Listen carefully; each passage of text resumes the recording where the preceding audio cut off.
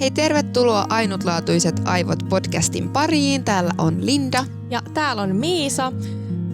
Tänään meillä on tarkoitus puhua semmoisesta aiheesta, mistä me ollaan jo jonkun verran puhuttu, mutta ei olla oikeastaan kokonaista jaksoa aiheesta tehty. Ja tämä on semmoinen asia vielä, mikä kyllä koskettaa aika paljon molempia, on aika olennainen aihe, että tänään puhutaan ADHD-lääkityksestä ja ajateltiin käydä läpi ihan sillain informatiivisesti, että mitä eri vaihtoehtoja löytyy ja sitten kerrotaan vähän omia kokemuksia ja kerrotaan myös, että mihin tarkoitukseen lääkkeet on.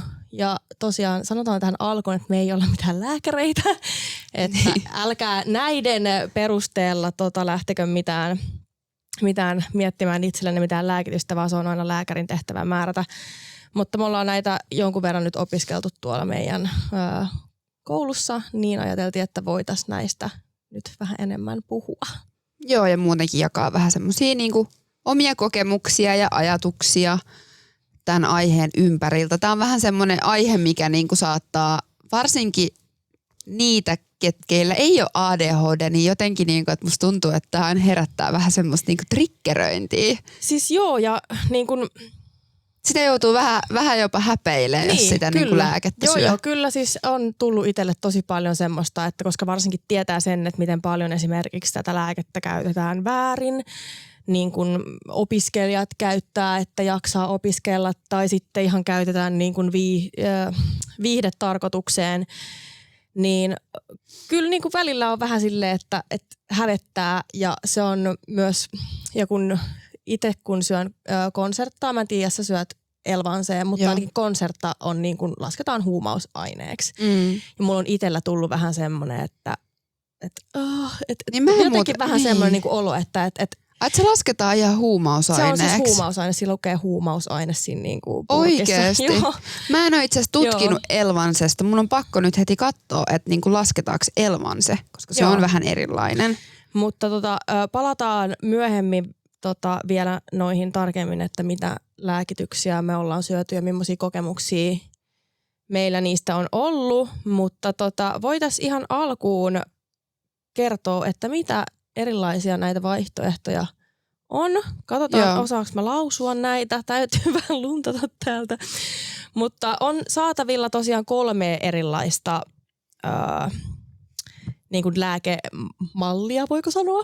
Mutta ensimmäisenä on semmoinen kuin metyylifenidaatti, josta löytyy tosiaan konsertta, Sandoz ja Mylan. Ja mä syön tosiaan tätä konserttaa. Mä en ole itse asiassa noista niinku 2 muusta kuullutkaan. Mä oon kuullut Mylanista, mutta toi Sandoz ei ole kyllä tuttu. Joo, en ole ikin niinku törmännyt. Ja sitten on itse asiassa, no sitä ei tässä lue, mutta sitten löytyy myös semmoinen kuin Medikinet. Niin jännä että se ei ole tossa. Niin, ja mun mielestä se on kyllä kans metyylifenidaatti. Ja sehän on tosi yleinen Suomessa, että sitä aika paljon niin määrätään.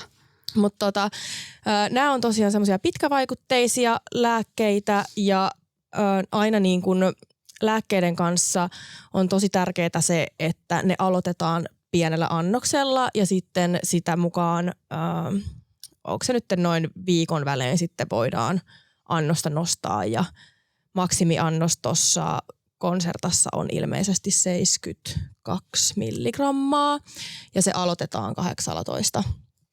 Joo. Ja mitähän mun piti sanoa? En tiedä. Mä luen täältä nyt suoraan, koska tää on sen verran vaikeata asiaa, että en tämmöistä osaa ulkoa. Mutta se on tosiaan, ja voin olla myös väärässä, tai en kyllä usko, että on enempää kuin 72, koska se on jo niin tosi paljon. Se on kyllä jo tosi paljon. Toki niinku esimerkiksi konsertassakin on se, että sähän voit itse niinku sit syödä siihen päälle vielä niinku lisää, mutta mä en tiedä, onko se niinku suositeltavaa. Että suosittelee kukaan lääkäri, että sä otat sen vaikka kylkeen vielä vaikka 18 milligrammaa. Ai 72? Niin. En mä usko. niin, vaikea kuvitella. Mutta mulla on esimerkiksi mun yksi sukulainen, jolla on kanssa ADHD. Ja toi kuulostaa tosi niinku kauhealta. Siis toi annos, kun on niinku kuitenkin, mullakin on kokemusta konsertasta.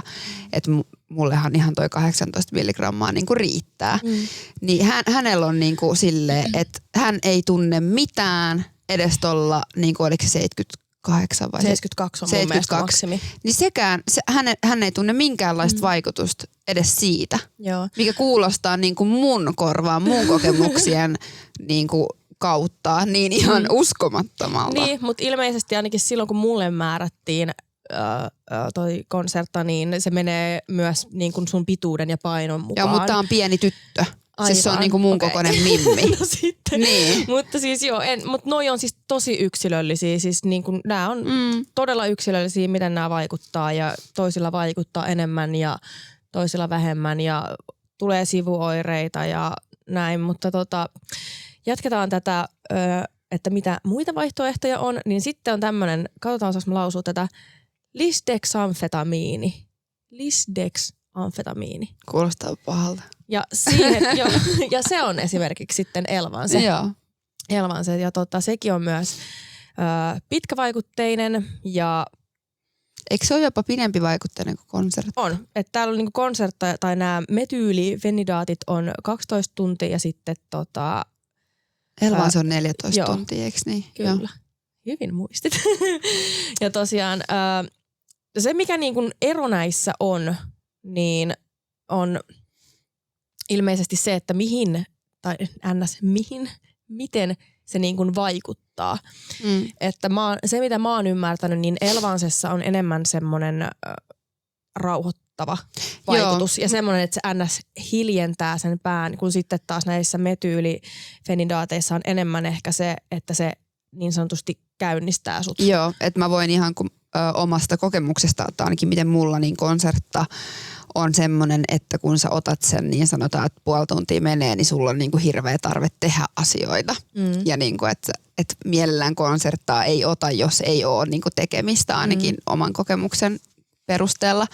Mutta sitten taas Elvanse on niinku semmoinen, että kun sä otat sen, niin sähän voisit melkein jopa niinku nukahtaa. Että se niinku hiljentää pään. Joo. Ja se tekee tosi niinku rauhallisen olon. Niin eikö siinä ole sillain, että se vaikuttaa niin kuin ns. Hitaammin koko päivän, kun sitten taas näissä metyylifenidaateissa se tulee, että se käynnistys tulee niinku heti. Joo, se tulee tosi silleen niinku piikkinä ja sitten mun mielestä niinku niissä on myös se, että ne mun mielestä laskee paljon selkeämmin. Että Elvanse on semmoinen, että se vapautuu pitkin päivää niinku pikkuhiljaa. Ja se on niinku esimerkiksi mulle ollut niinku paljon mukavampi, koska mä oon tosi niinku herkkä lääkkeille ja lääkeaineille. Mä tiedän, sama asia. Yritin kuulostaa vähän fiksulta. Mutta siis niinku niin, että se ei tuu niin silleen niinku pam ja sitten niinku lähde laskee. Että se on semmoista niinku hitaampaa. Ja ehkä niinku sitten mun kaltaiselle ihmiselle parempaa. Toisaalta mä niinku tykkään konsertas hirveästi siitä just, että mä oon tosi huono käynnistyä. Ja että mua väsyttää tosi paljon. Että Elvanse on vähän semmonen, että joo, että siitä tulee semmoinen rauhallinen ja ehkä luova olo, mutta siitä ei tule semmoista niinku, että no niin, että nyt lähdetään tekemään.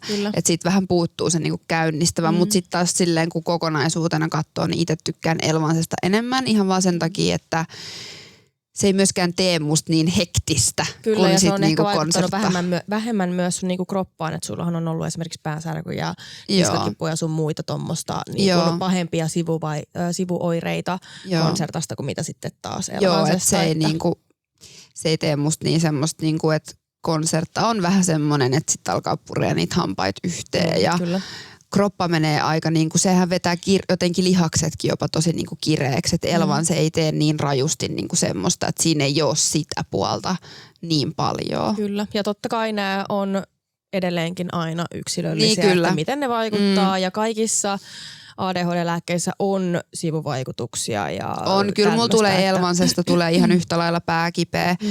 Toki mä pystyn niinku Elvansea silleen annostelemaan itselleni niin pieneksi, mitä konsertas mä en ole niinku onnistunut. Että mä en tavallaan huomaa hirveästi mitään vaikutustakaan, mutta sit mä niinku en myöskään huomaa mitään sivuvaikutuksia. Niin, kyllä. Ja Elvansessahan on tosiaan se, että se on aika paljon kalliimpaa. Joo, että se on noin 100 € purkki. Joo, ja siihen tarvii B-lausunnon ilmeisesti. Mä en tiedä. Ainakin täällä lukee, että tarvii niin, B-lausunnon psykiatrilta. Voi olla. Erillinen, että se ei ole niin kuin, Elvanse ei ole niin helposti saatavilla ja se ei ole niin kuin se on Kela-korvattava. Mutta sä tarvitset jonkun, että sä saat haettua sen korvauksen. Joo, että se on just niin, että mä joudun itse hakemaan sen korvauksen, että se ei tule siinä. Niin kuin hankalampi ja kalliimpi kuin sitten nämä metylifenidaatit. Kyllä. Fenidaatit. Niin. Joo. Ja sitten itse asiassa on vielä semmoinen kolmas vaihtoehto, joka on atomoksetiini. Joo. Onko mulla joku lukihäiriö, kun musta tuntuu, mä oon jotenkin tosi vaikea lukea näitä. Atomoksetiini. Kyllä. Ja semmoinen kuin Strattera, mistä en ole muuten ikinä kuullut. En ole ehkä mäkään, mutta mä oon kuullut jostain tämän tyyppistä, mä en tiedä, onko sillä sitten joku muu tai muita siis lääkkeen nimiä. Kun mulla tulee mieleen tuosta joku antibiootti.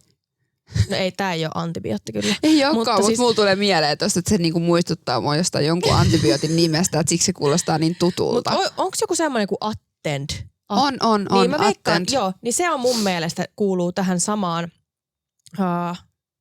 Tää voi olla myös väärä, kuullut. Joo, mutta näissä tosiaan on sitten taas ajatuksena se, että tämän lääkkeen vaikutus alkaa vasta niin kuin pidemmän ajan jälkeen. Joo. Eli sun täytyy syödä sitä alkuun ja jatkuvasti joka päivä, kunnes se vastine tai lääkkeen vastine niin kuin alkaa. Attentin, joo. Se on dexamfetamiini. Okei, eli sitten se on vielä joku niinku joku erillinen. Mutta siis näitä on tosi paljon eri vaihtoehtoja. Joo, dexamfetamiini eli dextroamfetamiini on amfetamiinin stereoisomeeri, joka vapauttaa dopamiinia ja kiihdyttää neuronien viestintää. Mutta onko se myös semmoinen, että sitä täytyy syödä niin kuin monta päivää, useamman viikon putkeen ennen kuin se alkaa niin kuin vaikuttaa? Koska ei sitten taas niin kuin näissä metylifenidaateissa ja sitten tässä Elvansessa niin on se, että nehän alkaa niin kuin vaikuttaa heti. Joo. Ja sä voit syödä niitä lääkkeitä niin kuin sen oman niin kuin tarpeen mukaan. Eli sä voit syödä vaikka joka päivä tai sitten sä voit syödä vaikka kerran viikossa. Niin. Että sille ei ole niin kuin väliä, kun sitten taas tällä niin kuin, esimerkiksi tämä Strattera, niin sitä täytyy syödä useamman viikon ennen kuin se alkaa niin kuin vaikuttaa sun kehossa. Mutta että näitä on erilaisia. Eri vaihtoehtoja löytyy ja aina kannattaa niin kuin oman lääkärin kanssa näistä jutella. Ja itselle suositeltiin heti niin kuin Concerta tai Medikinetti. Joo. Ja mä valitsin silloin Concertan, koska se oli tuttu sun kautta ja mä tiesin sen. Mutta ne on siis tosi samantyyppisiä ja jokaisessa niin kuin, mutta sitten on kuullut myös niinku semmoisia, että jollekin Medikinetti ei ole toiminut, mutta Concerta on toiminut tai toisinpäin. Että näissä on myös näissä niin kuin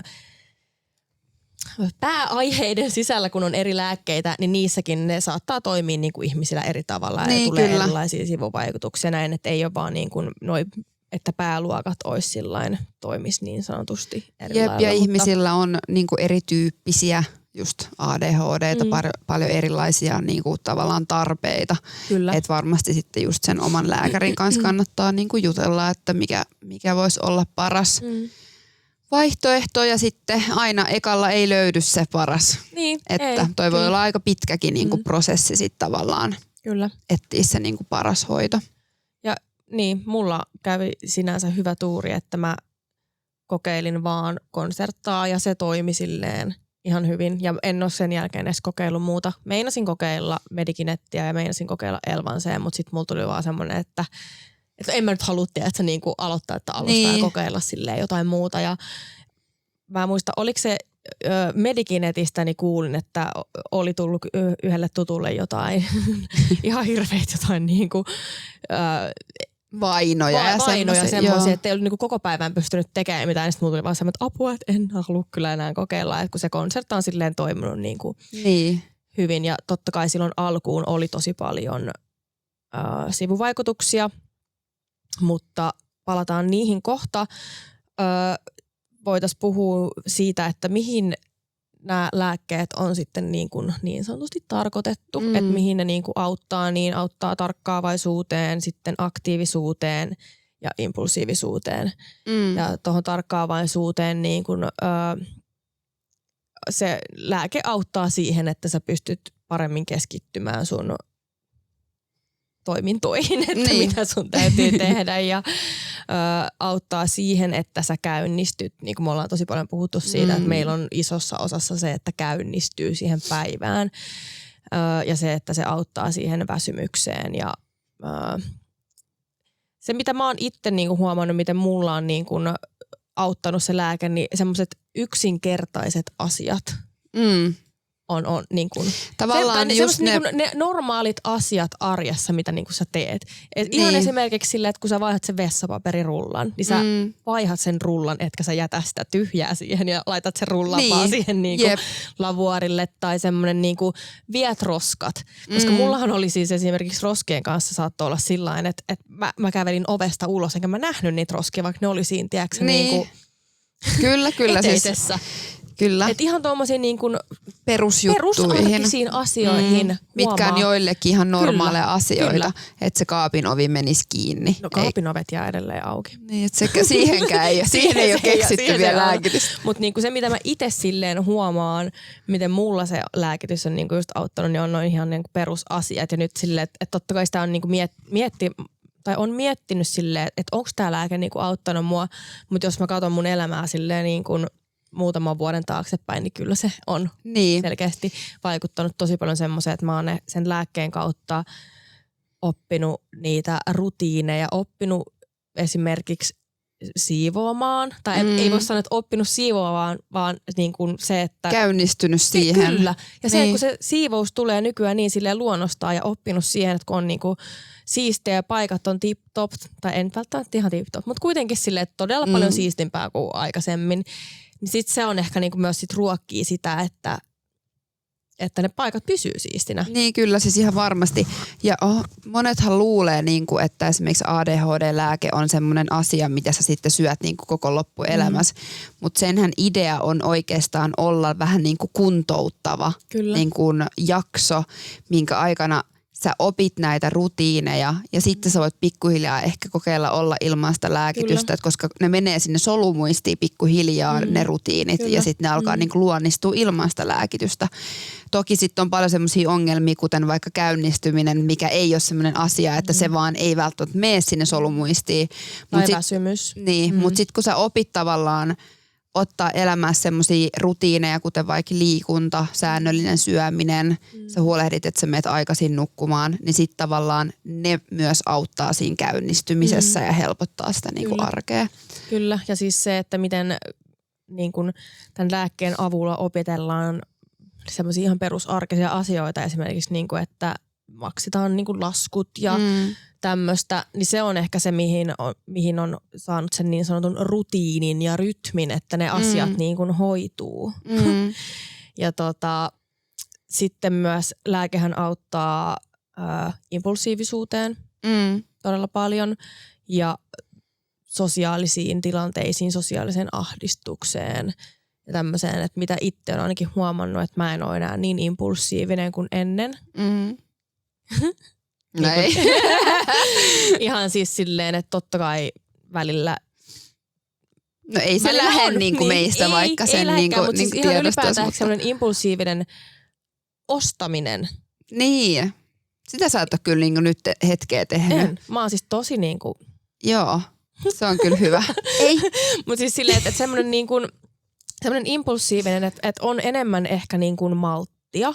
Joo. Malttaa niin kuin. No siis impulsiivisuuteen se auttaa siihen impulsiiviseen käytökseen ja niin kuin se lääke auttaa siihen, että sä pystyt paremmin hallitsemaan sitä sun niin kuin impulssia ja näin. Että se auttaa myös niin kuin siihen ja sitten mitäs muuta täällä oli. Niin, no täällä niin. Se auttaa niin kuin siihen hermostumisherkkyyteen ja äkkipikaisuuteen ja Ja jaksamiseen. Tai niin kuin energiatasoihin. Kyllä, niin, ja siis sillain, että se auttaa myös muistamiseen, ajanhallintaan, toisten kuuntelemiseen. Että se on niinku, se lääke tekee susta, en mä tiedä voiko näin sanoa, mutta mä sanon kuitenkin, että se lääke tekee susta niin sanotusti normaalin ihmisen. Niin. Sittenhän niinku kauheasti puhutaan siitä, että miten se lääke niinku antaa sulle yhtäkkiä jotkut supervoimat, että susta tulee joku superihminen ja näin. Niin joo, näinhän se on, jos sulla ei ole ADHDta, että se lääkehän voi tehdä sulle semmoisen, niin kuin, että susta tulee yhtäkkiä silleen, että sä hoidat kaikki asiat näin. Niin, toi on muuten jännä. Mä en ole ikinä jutellut kenenkään kanssa, kellä ei ole ADHDta, että mitä niinku, että jos on kokeillut, että mitä siitä niinku konkreettisesti tapahtuu. No mutta sehän on silleen, että sitten, tai se minkä takia esimerkiksi opiskelijat käyttää sitä, on se, että saa ne niinku hommat tehtyä, tiedätkö näin. Ja kyllähän sen, niin kuin mä muistan silloin, kun mä ekan kerran sen lääkkeen otin, niin kyllähän siinä alkoi sitten, kuule, kämppä oli yhtäkkiä ihan siivottu lattiasta kattoa ja kaikki niin kuin silleen, että kyllä mä sen huomasin sen, niin kuin, mutta sitten se myös niin kuin laantui se silleen se semmoinen että se tasaantuu. Ylitekeminen. Joo. Mikä on tosi hyvä, koska siis mä oon myös kuullut ja lukenut, että saattaa tosi usein käydä niin, että sit kun tavallaan sä saat sen lääkityksen, niin sit sä alat ylisuorittaa ja sit ollaan kohta burnoutissa. Että se ei kuitenkaan lisää sun kapasiteettia ihmisenä niin käsitellä tai tehdä asioita. Häiriöitä, niin ei, koska se vaikuttaa niin kuin, no se on siis, varsinkin nämä amfetamiinilääkkeet, niin sehän on vähän kuin normi-ihminen ottaisi piriä. niin kuin siis oikeasti. Että sehän tekee sen saman vaikutuksen. Niin kuin, ja sen takia, kun näistä niin kuin puhutaan just se, että miksi itsellekin on tullut semmoinen, että vähän ahistaa se niin kuin lääke, että se on kuitenkin luokitellaan niin kuin huumausaineeksi, vaikka se ei varsinaisesti, tai se ei ole niin kuin. No mutta siis onhan paljon lääkkeitä, joita voi väärinkäyttää ja jotka lasketaan niin kuin huumausaineeksi, jos sä niin kuin käytät niitä ilman, että ne on määrätty sulle. Kyllä, ja mutta sitten kun on se ihmisten oletus siitä, kun niitä käytetään väärin viihdetarkoitukseen sekä just tämmöiseen niin kuin esimerkiksi opiskeluun tai niin työn ohella sille, että sulla ei ole sitä, niin monillahan sitten on se käsitys sille, että se on niin kuin joku, tiedätkö, semmoinen ihmelääke ja sitten susta tulee semmoinen, niin kuin, että sä oot, tiedätkö, jotenkin joku supervoimainen ihminen ja tälleen näin. Ja sitten kun monilla on just se käsitys silleen, että sä vedät vaan jotain piriä päivittäin. Ja niin totta kai sä nyt jaksat, kun sä vedät piriä. Niin kyllä. Ja sitten kun siinä, se ero on siinä, että se lääke tekee nepsyistä niin sanotusti vaan normaalin ihmisen. Mä oon sanonut tämän ennenkin meidän podcastissa, mutta tää on vaan jäänyt mun mieleen niin hyvin ja mä sanon tämän nyt uudestaan, että ihmisten on tosi vaikea niin kuin edes kuvitella sitä lähtötilannetta, mistä me lähdetään. Ja se yksi lääkäri sanoi siinä luennossa, mä en tiedä onko se lääkäri vai onko se joku niinku psykiatri tai joku, mutta se sanoi just, että meidän lähtökohta on se, kun normaali ihminen, jolla ei ole neuropsykiatrisia häiriöitä, olisi valvonut 2 vuorokautta putkeen ja heräisi flunssassa. Niin se on se energiataso ja se lähtökohta ja se fiilis, kun me aamulla herätään ja meidän pitäisi niinku lähteä, niin siihen toi lääkitys toimii. Mutta jos sä heräät ihan normaalisti, sä oot nukkunut hyvin, tiedät, sä voit hyvin, sulle ei ole neuropsykiatrisia häiriöitä, niin silloin totta kai, jos sä otat tommosen lääkkeen, niin se voi sitten tehdä niinku sitten lähtee moottori käyntiin niin sanotusti. Niin, vähän niin kuin ylikäyntiin. Mutta mä en tiedä, musta tuntuu, että se ei ole välttämättä kauhean kiva fiilis. Koska jos mullekin tulee jo siitä vähän ahdistunut olo, niin mä en niinku. Mutta ei voi, se on tosi yksilöllistä ja siksi on niinku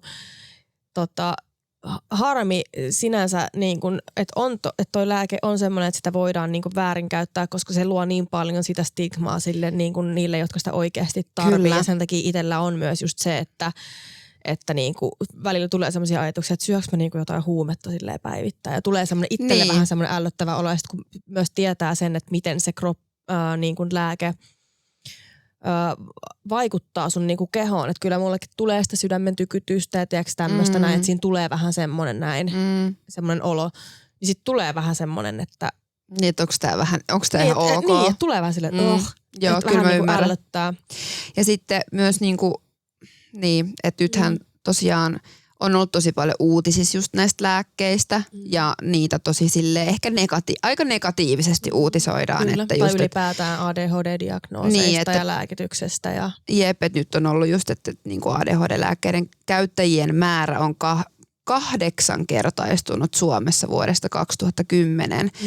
Ja sitten hirveästi niin kuin puhutaan siitä, että hei, että jos sulla on ADHD-diagnoosi, niin sitten se voi estää pääsyn töihin esimerkiksi vaikka Finnairille tai jos sulla on ADHD-diagnoosi, se estää työskentelyn esimerkiksi veturinkuljettajana ja lentäjänä ja voi vaikuttaa niin kuin uraan pelastajana tai lentokoneen matkustamohenkilökunnassa, mikä on mun mielestä tosi vahingollista, koska sitten taas mietitään, että ADHD hoitamattomana voi estää ihan täysin sun kouluttautumisen mihinkään ja valmistumisen siihen ammattiin, mihin sä ehkä haluisit. Se heikentää merkittävästi sun pärjäämistä niin kuin esimerkiksi työelämässä ja kaikkien muiden ikävien seurannaisvaikutuksia lisäksi, niin se, että sä et välttämättä pääse lentäjäksi tai veturinkuljettajaksi, niin ei ole ehkä se ihan pahin lopputulos kuin se, että sä et saa hoitoa sun mahdolliseen ADHD:seen. Ja sittenhän se aiheuttaa päihdeongelmaa, rikollisuutta, muita mielenterveysongelmia ja tekee tosi tapaturma-alttiiksi, jos ei sua ole niinku hoidettu tai lääkitty tai sä et tiedosta, että sulla on ADHD, että sä et osaa ottaa vaikka siellä liikenteessä sitä niinku huomioon. Ja tosta nyt kun sanoit esimerkiksi tuohon tapaturmiin liittyen tai liikenneonnettomuuksiin, niin sehän on ihan tutkittua, miten paljon esimerkiksi niin kuin ADHD-henkilöillä lääkitys auttaa tai vähentää niin kuin liikenneonnettomuuksia. Oliko se joku jo tyyli 40%? Jotain semmoista suurin piirtein. Se on ihan tutkittu juttu, miten paljon niin kuin se lääkitys auttaa myös niin kuin tapaturmiin. Että sehän on silleen, että vaikka me mainittiin tuossa semmoisia arkeisia asioita aikaisemmin, että mihin se lääke niin kuin auttaa, niin sit se myös vaikuttaa tosi paljon, niin kuin, kun katsotaan semmoista isompaa kuvaa. Että sillä pystyy oikeasti niin kuin vähentää. Täällä on itse asiassa listattuna, että mihin sillä voidaan vaikuttaa tai mitä se ADHD-lääke niin kuin vähentää, niin on psykiatrista sairastavuutta, liikenneonnettomuuksia, tapaturmia, päihteiden käyttöä ja somaattista sairastavuutta. Somaattiset sairaudet on esimerkiksi vaikka niin kuin ylipaino, kakkostyypin diabetes, kaikki tämmöinen sukupuolitaudit, että esimerkiksi just ADHD voi olla tosi impulsiivista, vaikka seksielämä. Kyllä. Että sä et oikeasti niinku huolehdi sun niinku suojauksesta. Niin, ehkäisystä. Niin, ehkäisystä. Että sua ei niinku tavallaan, että sit kun ne ajatukset menee ja ne ideat tulee niin lujaa ja ollaan niin impulsiivisia, niin sitten se on ihan tutkittu, että niinku ADHD-ihmisten seksielämäkin saattaa olla tosi semmoista niinku niin kuin jopa vähän semmoista vaarallista, että ei huolehdita ihan kaikesta tarpeellisesta ja sitten niin kuin just toi päihteiden käyttö ja kaikki niin kuin lisää just näitä myös somaattisia sairauksia. Ja sitten esimerkiksi ADHDhan saattaa olla tosi paljon kytköksissä esimerkiksi syömishäiriöihin. Esimerkiksi joko sä syöt liikaa tai sit sä et välttämättä syö. Et esimerkiksi PET-häiriö, mikä on ahmimishäiriö, niin siinä saattaa hyvinkin olla taustalla niin kuin ADHD, koska sitten haetaan sieltä ruuasta sitä dopamiinia. Ja mitä mun piti sanoa? Katkestaan mä en tiedä. Sä et voi kyllä tiedä. Mä en kyllä tiedä. Mä luen mun ajatuksia. Mä luin. Mutta mun mielestä me voitaisiin pikkuhiljaa puhua myös vähän näistä niinku omista kokemuksista ja että miten se niinku, minkälainen tilanne meillä tällä hetkellä on. Niin mä voisin vaikka aloittaa, että mä oon tosiaan silloin aikoinaan saanut sen diagnoosin 2017 vai mä en ikin muista sitä vuotta. Joskus silloin, niin silloinhan mä söin niin kuin yli puoli vuotta konserttaa. Se itse asiassa niin kuin toimi mulla silloin tosi hyvin. Mun elämä oli silloin tosi hektistä. Mä olin melkein joka päivä jossain ja silloin oli tosi paljon semmoista, niin kuin, mä tein silloin vielä tosi paljon niin kuin blogia ja niin kuin kuvasin joka päivä ja oli tosi paljon kamppiksia ja tosi paljon PR-tapahtumia. Silloin mä huomasin, että se toimi tosi paljon. Sitten tuli korona, sitten mä vähän niin kuin lopetin sen syömisen ja sitten mun piti aloittaa niin kuin alusta, kun alkoi tavallaan taas normalisoitumaan maailma. Niin sitten mä aloin huomaan niin kuin tosi paljon tämmöisiä niin kuin haittavaikutuksia, että tuli tosi pahoja niin kuin migreenejä ja sitten mulla meni tosi jumiin niin kuin lihakset ja näin, niin sitten tosiaan juteltiin lääkärin kanssa ja vaihdettiin se niin kuin Elvanseen.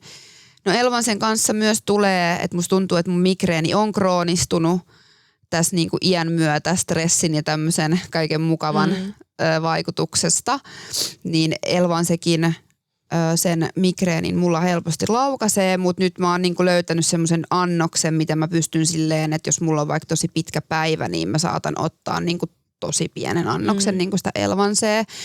Mutta me vähän tässä aiemmin jo puhuttiin, että kun mun elämäntilanne on se, että mä teen tosi paljon kotoa, niin mä pärjään hyvin ilman lääkettä, mutta jos mä olisin jossain niinku joka päivä mun pitäisi mennä jonnekin, niin silloin mä ihan varmasti tarvitsisin sen jokapäiväiseen käyttöön. Ja oon tässä niinku miettinyt, kun eilenkin luin noista lääkityksistä, että ihan varmasti sitten kun on lapsia tai jos niitä tulee joskus, niin silloin mä veikkaan, että mä joudun aloittaa syömään lääkitystä täyspäiväisesti, koska mä joka päivä melkein otan esimerkiksi päikkärit, koska mä oon niin väsynyt. Niin sit kun on lapsia, niin sit esimerkiksi on tosi paljon enemmän ärsykkeitä. Sun vastuualue on tosi paljon isompi. Kyllä. Siis sä tuut olemaan mä tuun olemaan tosi väsynyt. Ei voi ottaa päikkäreitä silleen, miten niin kuin ennen. Niin mä veikkaan, että silloin se lääkitys tulee olemaan tosi isos, niin kuin, tai että sen merkitys tulee kasvaa mun elämässä. Varmasti, kyllä. Että kyllä mä oon niinku tietoinen siitä, että sitten kun tässä elämän vaihe muuttuu tai jos esimerkiksi mun työtilanne muuttuu jossain vaiheessa niinku hektisemmäksi, niin ihan varmasti joudun hakemaan enemmän tukea sieltä lääkityksestä, mutta tällä hetkellä mä pärjään aika hyvin niinku ilman.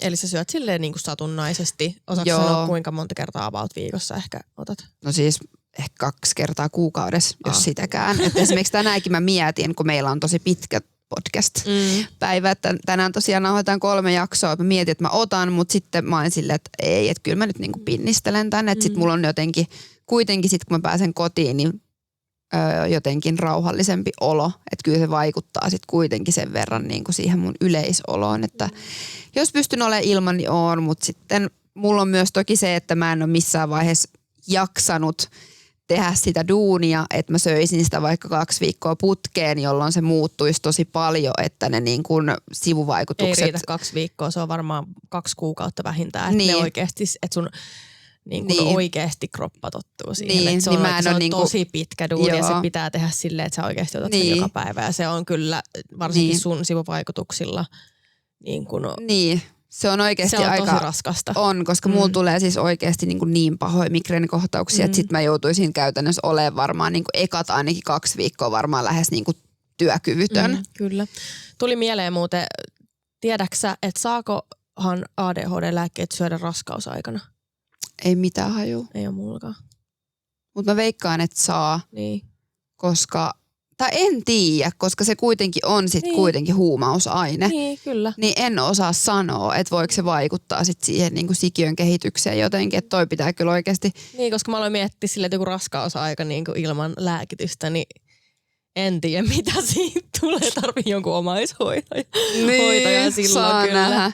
Mä oon muutenkin nyt lukenut tosi paljon, niin kuin, että neuropsykiatrinen äiti, että mitä niinku, että sehän on siis todella raskasta. Neuropsykiatrinen äiti. Niin siis, että jos sulla on neuropsykiatrisia ongelmia, niin olla äiti, niin on tosi erilaista ja siis hyvin raskasta. Toki, että niinku just se väsymys, se niinku ärsykeherkkyys, se niinku, että sun pitää koko ajan olla vastuussa jostain toisesta ihmisestä, kun sä et pysty olemaan itsestäkään vastuussa. Mutta siinä on myös muutamia hyviä puolia, että me ollaan tosi lapsellisia, että me pystytään olemaan semmoisia niinku, varmaan ihan tosi kivoja äitejä, että me pystytään menee tosi niinku lapsen tasolle. Meillä on niinku hyvä mielikuvitus ja tämmöinen. Kyllä mä muistan, mun äiti on ihan selkeä ADHD. Niin mun mielestä oli niinku, että mulla on tosi ihania koremuistoja mun lapsuudesta mun äidin kanssa, kun me vaikka rakennetaan jotain hiekkalinnoja ja se oli niinku oikeasti innoissa. Joo, että niistä tuli ihan mielettömiä. Että ne on niinku niitä hyviä. Mutta joo, vähän meni taas tää aihe. Kyllä, aika näyttää sitten. Kyllä. Jos joskus lapsia meille suodaan. Niin. Mun lääketarina on mä oon tosiaan, siis mä sain diagnoosin vähän reilu vuosi sitten marraskuussa. Joo. Siis on vasta sen verran vähän aikaa. Tuntuu, että sit olisi enemmän. Ja mä aloitin silloin heti lääkkeellä, Concertalla ja aloitin ihan sillä pienellä 18 milligramman annoksella ja sitten siitä pikkuhiljaa nostin ja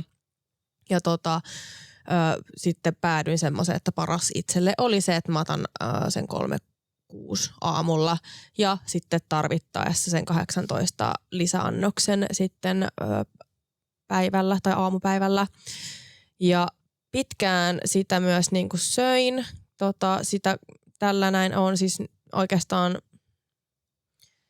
melkein joka päivä. Mulla on ihan muutamia lääkkeettömiä päiviä ollut. Sitten totta kai jos on ollut kipeä, niin en ole ottanut. Mutta muuten on lähes päivittäin sitä tässä niin kuin reilun vuoden ajan syönyt. Ja silloin myös itse asiassa mietittiin sit mun psykiatrin kanssa, että kokeillaanko sitä Medikinettiä tai näin. Ja sitten mulle tuli myös silloin samoihin aikoihin, kun sä olit tai vaihoit siihen Elvanseen. Niin mietin kanssa silloin, että mä haluan vaihtaa ja kokeilla siihen, mutta sitten se jäi ja ei vaihdettu.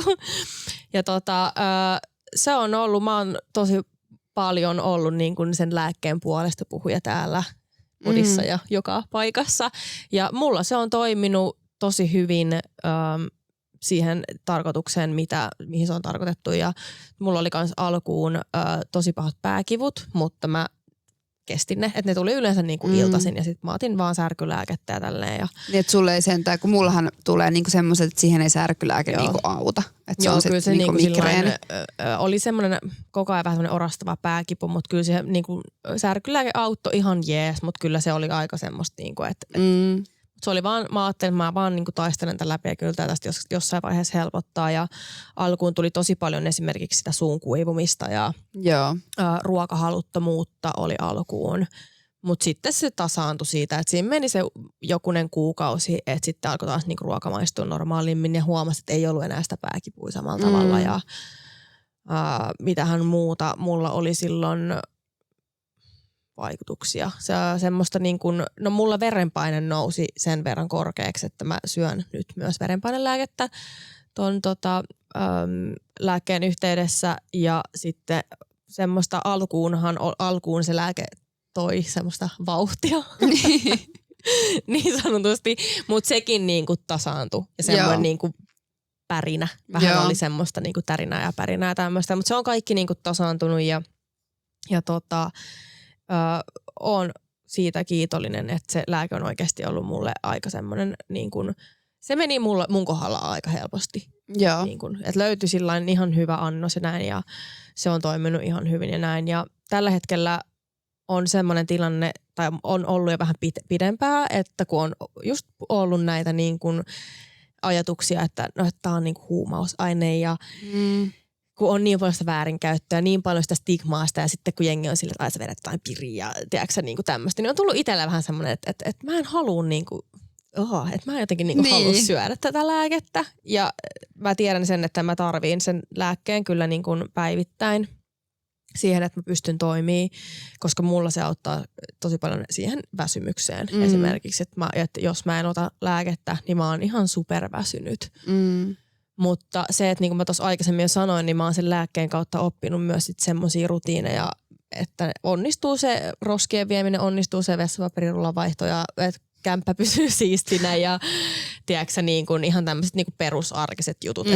Että on se hyvä niin kuin elämän, tai hyvä, ihan hyvä elämänhallinta tällä hetkellä ja mä koen, että mä en ehkä niin kuin sitä lääkettä niin paljon tarvis ja nyt mä oon tehnyt tässä semmoista pientä tieteellistä tutkimusta.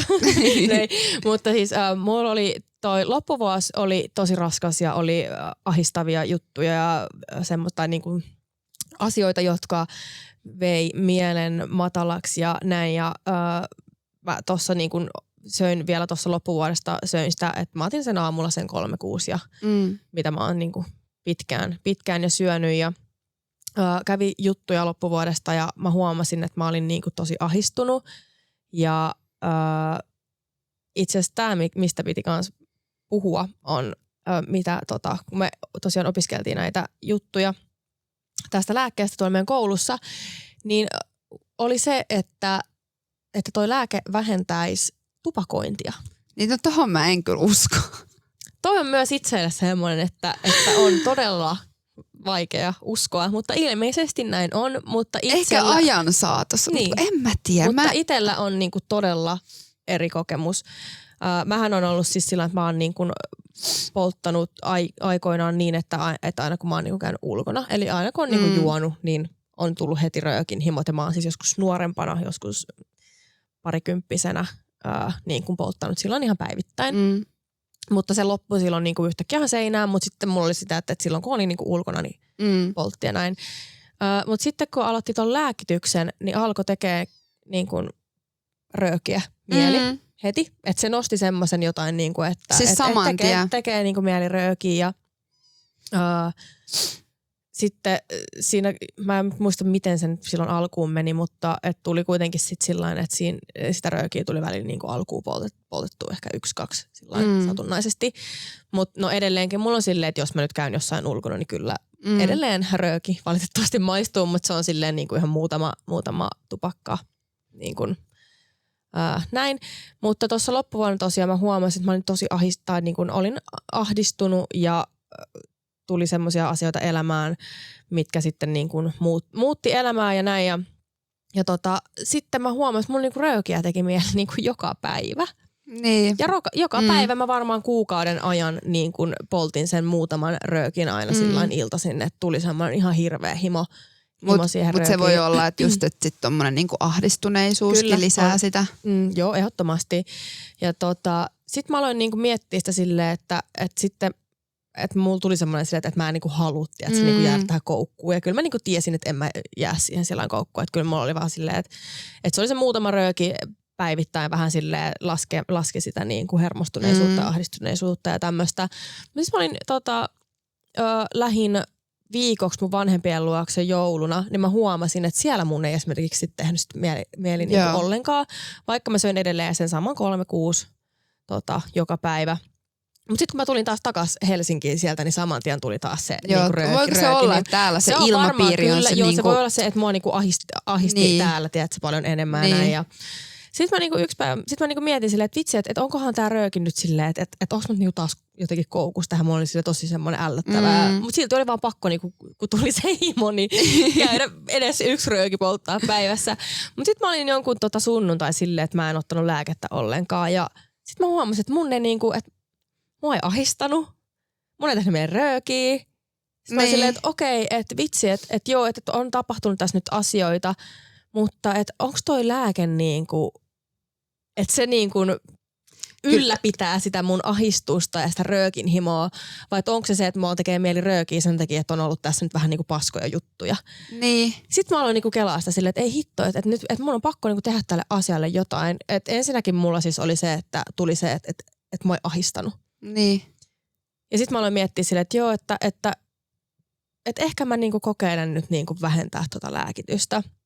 Ja siitä asti mä oon nyt niinku, reilu pari viikkoa, kauan mä nyt on, en muista tarkkaan. Mutta hetken aikaa tässä on ollut silleen, että mä oon syönyt vaan aamuisin sen 18. Joo. Ei enää ahista, ei tee meni röökiä. Ja niinku on parempi mieli koko ajan ehkä. Että totta kai kaikki vaikuttaa kaikkeen. Aloitin tuossa myös taas treenaamisen ja on saanut nukuttua paremmin ja näin. Mutta mun pointti tässä jutussa oli se, että on tosi tärkeää tuossa lääkkeen käytössä kuunnella omaa kroppaa ja omaa mieltä silleen, että joinain hetkinä se saattaa olla, että sä tarvitset sen isomman annoksen ja sitten taas joinain hetkinä saattaa olla, että se pienempikin riittää tai että ei tarvitse ollenkaan syödä. Että se menee tosi silleen ehkä niin kuin sen sun oman, niin kuin, että elämäntilanteen selkeästi, että jos on niin kuin, että selkeästi mua ahisti tosi paljon enemmän, kun mä söin enemmän sitä lääkettä, vaikka mua, niin kuin, kun mua ahisti jo valmiiksi, niin mä en tiedä, oliko se sitten siitä lääkkeestä, että mulla oli koko ajan vähän sellainen niin kuin ahdistus, koska nuo lääkkeet aiheuttaa myös ahdistusta ja semmoista. Ja tavallaan ne myös poistaa sitä, kun kyllä. Saat asioita niin kuin aikaiseksi, niin sit sulla on semmoinen hyvä olo, että vitsi, mä oon tehokas ja mä saan, mutta sitten tavallaan mä kyllä niin kuin, mä todellakin allekirjoitan ton, että se myös mulla ainakin, jos mä oon kotona, niin mä en missään nimessä halua syödä sitä, koska mä oon tosi ahdistunut. Että just tulee vähän semmoinen, että jos elämäntilanne on ehkä se, että on jotain niin kuin ikäviä juttuja tapahtunut ja tollain, niin se voi olla, että tommonen lääke sitten aiheuttaa enemmän niin kuin tai ruokkii sitä niin, vielä. Kyllä. Ja selkeästi huomasin, että ruoka ei oikein maistunut, vaikka on ruoka maistunut, mutta heti kun vähensin sitä lääkettä tässä niin nyt taas alkaa niinku ruoka maistua noin. Mutta että toikin on niin, että kaikki vaikuttaa kaikkea, se on se elämäntilanne ja näin. Mutta tällä hetkellä mä ajattelin nyt, että nyt mennään sillä 18 Ja sitten jos tarvii, niin otan sen lisäannoksen 18. Ja tarkoituksena olisi tässä nyt, kun elämänhallinta on ainakin tällä hetkellä aika sillain niin kuin sujuvaa ja koen, että sillain ihan hyvin menee niin kuin sen arjen ja elämän kanssa, niin heti kun tämä koulu, body, hommat, kaikki tästä vähän rauhoittuu, niin voisi kokeilla oikeasti olla kokonaan niin kuin ilman. Niin. Olisi ihan mielenkiintoista kuulla, että miten se vaikuttaisi. Kyllä, koska sitten kuitenkin loppupeleissä se, niin kuin, miten paljon se kuitenkin sit, niin kuin sitä kehoakin rasittaa se lääke, niin se vähän niin kuin ahistaa ja tälleen näin. Niin kyllä mä niin kuin veikkaan, että varsinkin kun kesä tulee, niin saa energiaa. Niin. Mutta ehkä sulla käy vähän samalla lailla kuin mullakin, että kyllä mulla niinku aluksi oli tosi hyvä fiilis siitä lääkityksestä. Nyt sitten yhtäkkiä mulla niinku, sit sen koronan jälkeen tuli tosi niinku, että tuntuu, että kaikki mun kehossa niinku yrittää työntää sitä pois. Kyllä, niin. Ehkä siihen tulee vähän, ehkä se on tarkoitus, mutta sitten taas kun on just kuullut näitä, kun moni on syönyt 5 vuotta, 10 vuotta. Niin, mutta sitähän ei oikeasti kuuluisi syödä tolleen. Niin sitten niinku, että ainoa mikä mua tossa niinku just se, ei nyt pelota, mutta se, että mikä on, niin sitten on se väsymys. Että sitten ei vaan niinku. Kyllä voi sanoa, että kyllä väsyttää. Sitten sä oot vaan niinku koko päivän, mutta pikkuhiljaa kokeillaan. Mutta se on myös sitten, että just tosiaan ADHDn hoidossa ja kaikissa neuropsykiatrisissa häiriöissä on ne rutiinit ja niinku terveelliset elämäntavat vaan niin isossa roolissa. Ja sitten se, että sä opit tunnistamaan itsesi ja opit sanomaan ei asioihin, mitkä sua kuormittaa ja tarkkailemaan ja pitämään huolta siitä, että oikeasti sitten niinku palautuu. Niin, kyllä. Että kaiken niin kuin A ja O ADHDn hoidossa on, no mun mielestä mikä on niin kuin ihan ykkösjuttu, mitä sä voit itsellesi tehdä, jos sulla on ADHD, niin lopeta päihteiden käyttö kokonaan. Ja niin kuin, jos sä nyt silloin tällöin juot jonkun viinilasin ruuankaan, niin fine, mutta siis niin siis semmoinen päihteiden väärinkäyttö, eli jurien juominen ja niin kuin tällainen. Niin, tai siis semmoinen ihan peruspäihteiden niin kuin juhliminen tämmöinen, joka viikonloppuinen juhliminen tämmöinen, että se on niin kuin number one thing, mitä sä voit tehdä, ja vaikka sulle ei olisi ADHD, niin lopetat päihteiden käyttö. No ei ole mikään saarna, mutta siis koska se on oikeasti niin kuin se muuttaa elämää niin paljon, se vaikuttaa niin paljon. Ja toi on vähän sama kuin niinku liikkuminen, että kun sä lähdet sinne salille, että en ole ikinä kuullut, että ihminen, ketä on lopettanut päihteet, katuisi sitä. Kyllä.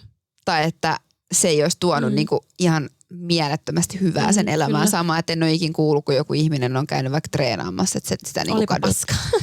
No siis joo, kyllä on välillä ollut paskoja treenejäkin, mutta kyllä se niinku aina sitten kuitenkin silleen, että siitä tulee hyvä mieli, että niinku tekee hyviä asioita itselleen. Niin, ja siis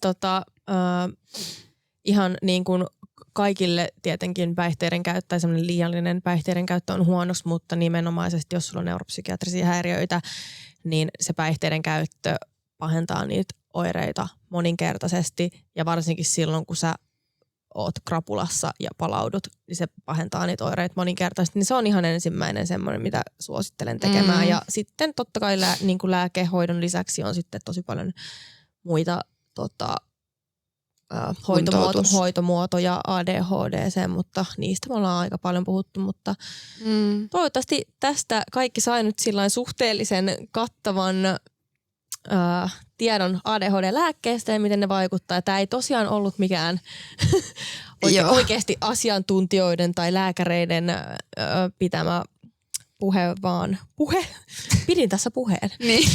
Vaan että nämä on niin kuin näitä asioita, mitä me ollaan opiskeltu noista lääkkeistä ja mitä on meidän omia kokemuksia. Älkää missään nimessä niin kuin näiden perusteella tehkö yhtään mitään päätöksiä, vaan tutustukaa itse lääkärin kanssa eri vaihtoehtoihin ja lääkärin kanssa aina keskustelkaa näistä asioista, mutta mulla ei ainakaan tähän asiaan enää muuta sanottavaa, että jos tulee jotain kysyttävää, niin mielellään aina vastataan parhaamme mukaan ja näin.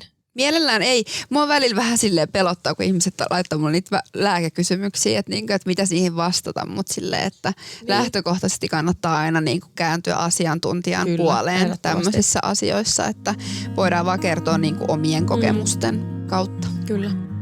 Mutta kiitos hei kaikille kuuntelijoille taas ja palataan ensi viikolla. Kyllä, hei hei. Heippa!